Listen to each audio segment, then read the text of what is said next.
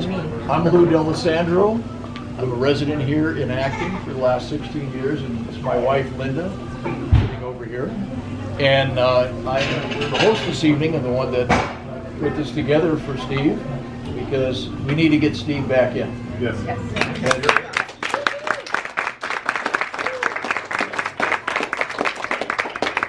And other than that, I'm going to give you Steve. Okay. Yeah. Okay. All right. Thank you, Lou. Thanks for setting this up. This is one of those things that you like to do. You get in front of people, you get to answer questions, you get to tell them where your thoughts and your plans are and all of that. And then hopefully when you leave, you'll have a lot more information on me that'll get you to the right place. Or if it's not, I'll give you my phone number and I'll keep answering questions.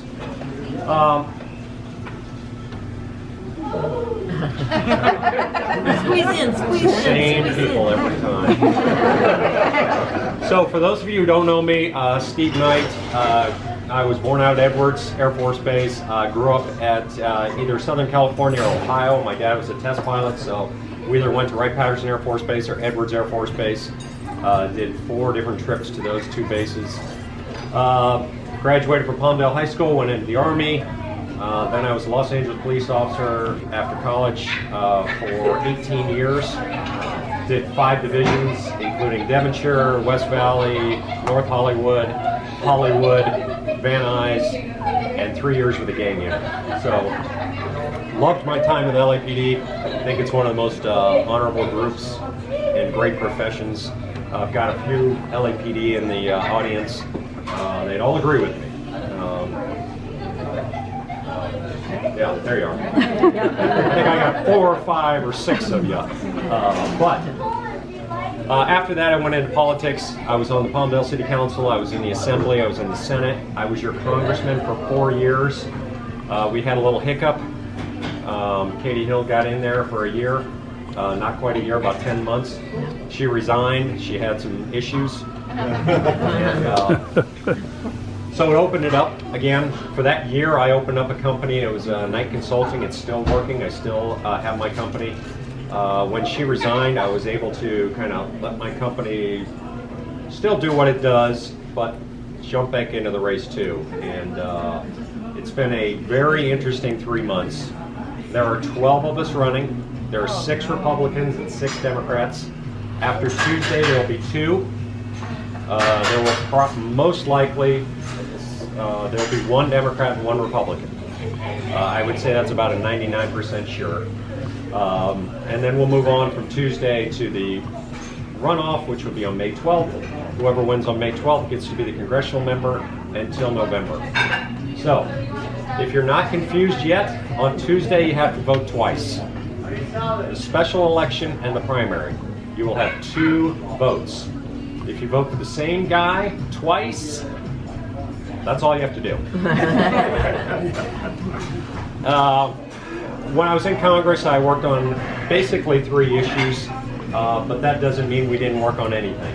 About a month after I get into office, 2 months somewhere in there, almost all my staff is here from my congressional staff. We had the Aliso Canyon gas leak in Porter Ranch.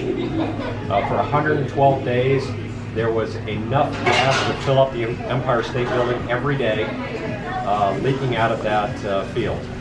So that was kind of our first baptism into Congress. We had to work on that, and we passed a piece of legislation so that there are protections so that that won't happen again.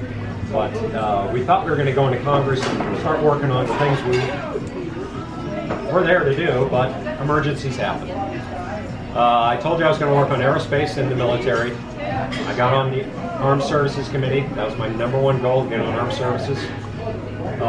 Veteran care and our small business community. While in Congress, we did all of that. On Armed Services, I put in over 30 amendments to the National Defense Authorization Act. That's the bill that we pay every year, the $700 billion bill to pay for our military. I did over 30 amendments. All of them were accepted. I think I'm one of the only people that got every amendment accepted. I never got an amendment denied. And then in small business, I became a subcommittee chairman of contracting and workforce development, and we worked on small business issues, and you can see those in 25 to the 25th. But one of the greatest things we did was we started a whole new veteran care program. It's the Convenience Care. And it basically said if you're a veteran, you don't have to go to a veterans hospital and wait for 3 weeks. You can actually go right here in your community. We started that program. You had to go to your CBOC, your community-based outpatient clinic, or your veteran or your VA hospital. If they couldn't care for you in 24 hours, you could go to a clinic in this district. The VA committee liked that so much they modeled their brand new Mission Act after what we did in this district. So it's a whole new look at how we care for veterans. I firmly believe that a veteran needs care just like anybody else.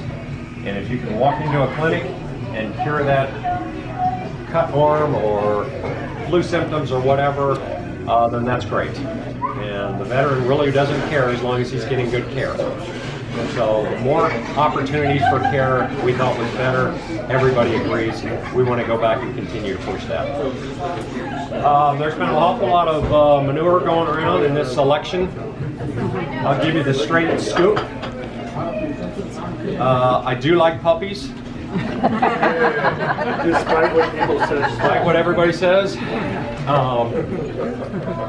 So there is a group that puts out your voting record when you're in Congress. It's a bipartisan group, and it says, how did you support the president's agenda while you were in Congress? It's not our deal. It comes out every session. Each session is 2 years.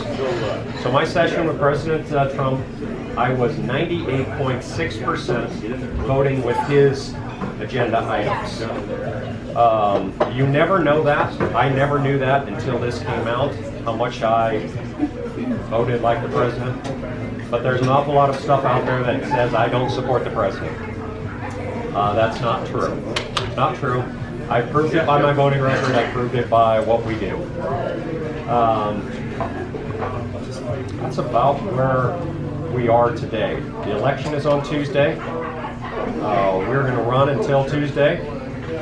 After Tuesday, I believe I'm going to be one of the final 2, and we keep going. And it'll be interesting, and it'll be fun. Any questions? When I went to vote the last time, and I wasn't the only one that I voted, they told me that somebody already voted using my name. Good seeing you. I couldn't show my ID, I couldn't prove who I was. They gave me a provisional ballot, which meant nothing, and I knew it. So, are there any precautions? I mean, is there anything in place to try to fix it? So the question is, I went to vote. There was possibly problems with somebody that already voted, and have we corrected that? Probably not. So LA County has bought new machines. It's supposed to help on some of the fraud. Before the machines, you could walk in, you could see the voting roll, and I could sign my name, say I'm Steve Knight, and sign my name, and then I could see, Steve Knighton right under me. I could walk in 10 minutes later and say, oh, I'm Steve Knighton, and sign, and so on and so forth. So we know that that type of fraud was happening. That is taken away. It's only you in there. It's only you in the machine. But there is no ID. I ran a bill when I was in the legislature to have an ID before voting. Yeah. There are currently about 17 states that don't require ID. Not the only one. I don't know why that is. You should have to show who you are. But there's no change in Sacramento to do that. So what do you do? What do I do if that happens again? So, LA County and Catherine Barger and the supervisor are trying to do as much as they can to cut down on the fraud and the abuse and all of those things, but they're not going to get it all the way. There's just no way. I'd love to give you a great answer. I think the ID helps tremendously. Yeah. And even in my bill, it said it didn't have to be an ID or a driver's license. It could be any ID with a picture on it and a signature. Yeah. So there is still going to be some problems. We know that. Scary. I'd love to fix them all. Yes,